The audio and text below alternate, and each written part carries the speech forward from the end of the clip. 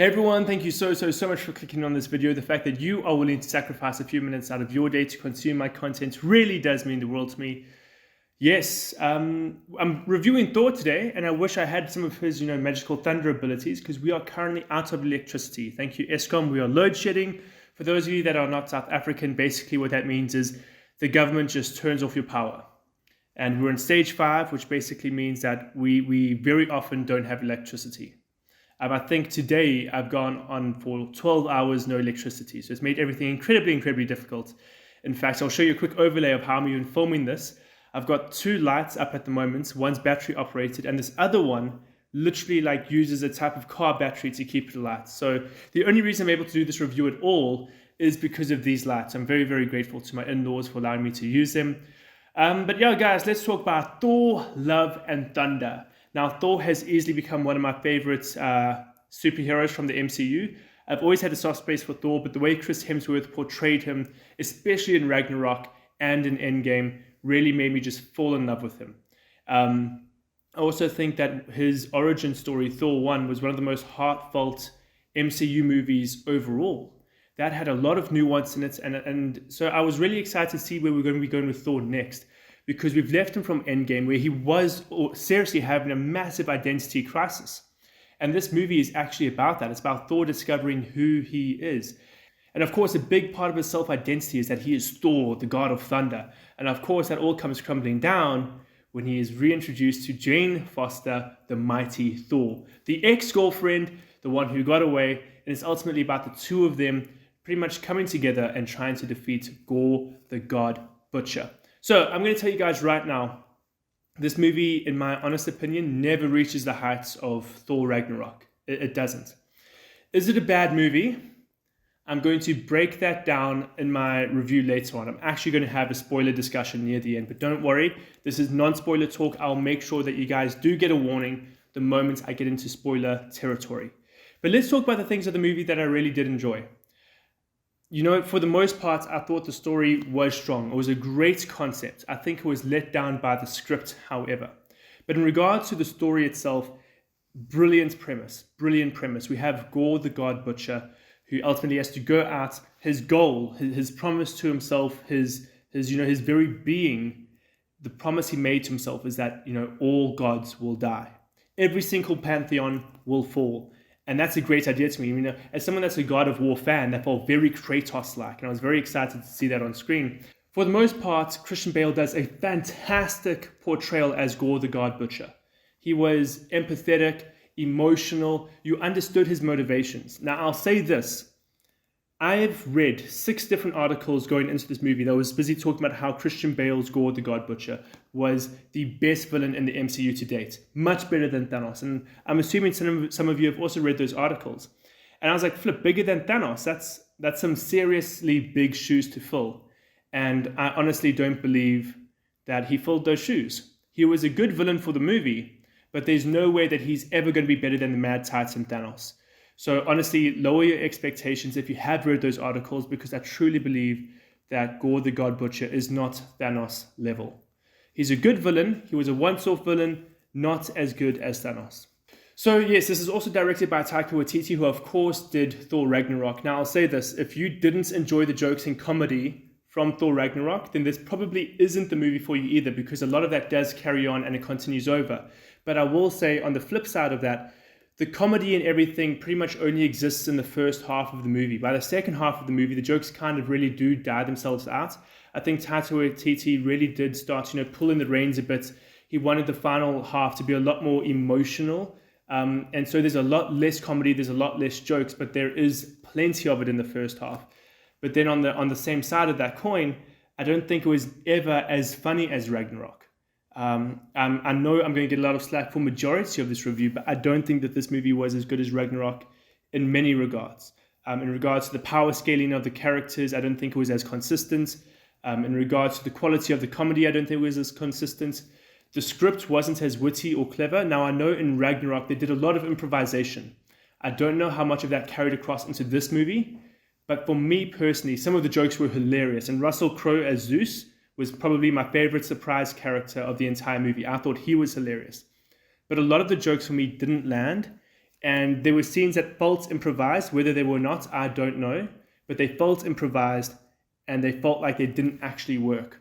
So for a lot of what worked in Ragnarok, the improvisation, the constant joking around, and all-out comedy, it doesn't necessarily work in this movie. And that was a bit of a disappointment as someone that was a fan of Thor Ragnarok. I really enjoyed the performances. They were all heartfelt, and when they needed to be funny, they hammed up a little bit. In regards to the action, this felt a lot like Thor the Dark World in that regard. It felt like there was never any action that was spectacular, that was breathtaking. There were some set pieces that were exciting, especially at the beginning where Thor was just showing off. But as the movie progressed, there are very few set pieces or action sequences that are so incredibly memorable that they're like still here in my head. They're so vivid. I'm thinking about it. There was this one action sequence that was visually completely different to anything we've ever seen in the MCU. And it was drained of color. It was incredibly muted. The contrast was through the roof. It was visually stunning, but the choreography of the fight scenes left a lot to be desired, in my opinion. I'm going to go into spoiler talk now for a little bit. One of my favorite parts of the movie was actually the conclusion. Now, throughout the whole movie, I was a little bit worried that they were going to go, the route of the comic books, where by the end of the movie, Jane Foster was going to become the new Thor and take over the mantle as Thor, and then Thor would just become Odinson. That actually didn't happen in this movie. I was very impressed with that. Massive spoiler alert.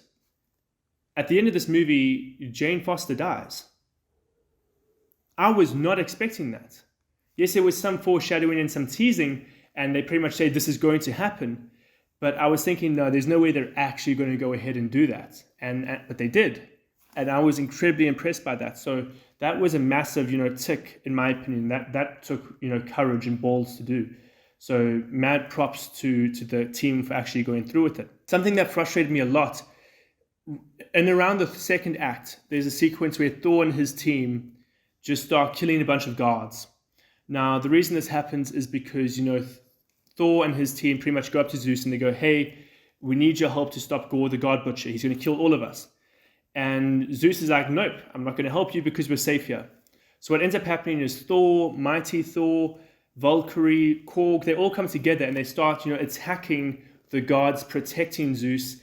And they ultimately, I think they end up killing off more gods who are, if I'm not mistaken, also gods. So Guards, who are also Gods. So these gods, who I'm assuming are gods, because when they die, the blood we see is all golden. They just kill off all of these gods. And I'm sitting here going, you've killed more gods on screen than we've seen Gorr kill. What separates you from him at this point? And I understand that they're, killing these people off for the greater good. That's what we're led to believe in this movie. But I'm just sitting here going like, you guys are just killing guys doing their jobs. In the greater scheme of things, they're pretty much just killing off police officers. They're killing off cops. It didn't necessarily feel good to me. I didn't like to see Thor, who's supposed to be our hero, killing countless, faceless, ordinary people who are just doing their jobs. And they're saying it's to protect the universe, when in actuality, they're pretty much just doing what Gorr would want, killing gods. And then my final little tidbit about this movie, I have conflicting emotions about it, and I spoke to my wife about it. I love the fact that you actually get to see in the third act Thor interacting with these kids, and ultimately something that I loved was he gives them the power of Thor, and they've all got these little like clubs, whatever, that they've picked up, and they all become like micro Mjolnirs, and they literally just start whacking all the bad guys, and that was a lot of fun. And I've missed movies where you see heroes actually being role models. So that was great. You got to see Thor being a role model to these children. I loved that. But then on the flip side of that, these kids then go and absolutely destroy all of these monsters. They kill them all off. And I'm just sitting here going, okay, but if children can kill off these monsters, yes, they've got the power of Thor, but they're still children at the end of the day. If these children could kill all of these monsters, why is Gorr a threat? And beyond that, if these children could kill all of these monsters, why couldn't the actual gods of Asgard kill off the monsters? Because they say half the gods died. And it's like, okay, so are these shadow monsters supposed to be powerful or not? So look, to sum it all up, I know I've sounded very negative in this review, and I went into this movie with not the highest expectations. I didn't rewatch the trailer countless times. I watched the trailer once, the first trailer. I didn't even watch the second trailer because I didn't want to put expectations on this movie. But I still went into this movie and I felt disappointed. it didn't have the great choreography and action sequences of the first film. It didn't have the comedy of the first film. By first film I mean Ragnarok, the first Thor film that Taika Waititi directed. And it also, even in regards to the soundtrack, it felt like, flip, we had such a good soundtrack in Thor Ragnarok, we've got to meet that. So this soundtrack felt like it was trying to emulate the soundtrack of Thor Ragnarok rather than trying to come up with good rock songs for this own movie's sake. So yes, guys, I know I'm sounding very, very negative, and maybe it's just because I'm completely fatigued with the MCU right now. I feel like it's become overly predictable. But I'd love to know what you guys think. You know, the movie's out in cinemas as of tomorrow, if I'm not mistaken. So go ahead, watch the movie. Let me know your thoughts and feelings. I'd love to know you guys' thoughts. Comment them down below. Subscribe to my channel if you enjoyed this review. Give it a thumbs up. And I hope to see you again in another video.